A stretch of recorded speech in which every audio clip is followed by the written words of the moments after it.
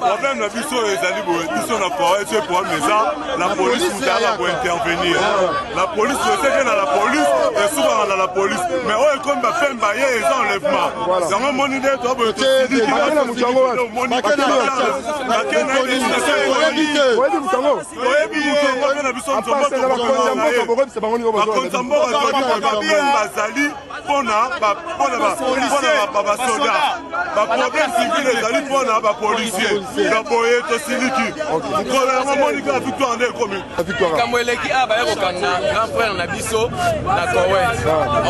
alors qu'il fallait pas policier bakangaye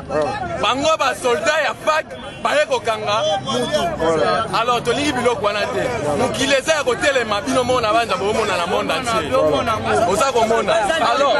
soldat pe musala na eko ya kokanga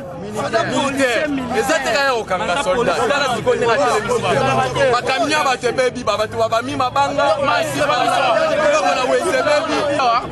bapemba yokokanga bayopanza biso na ndako bayokanga civil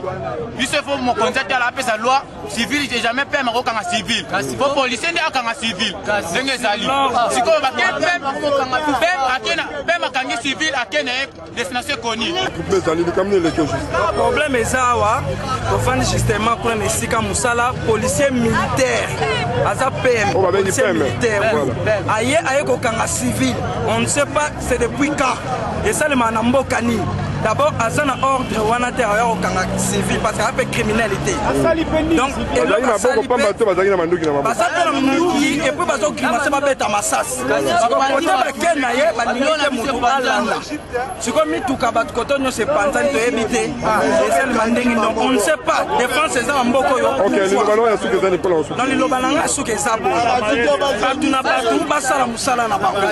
mpe azali mpona policier aza place mpona soda soda sali mbeba aya akangi parce que aza policier militaire mais aza policier ya civilité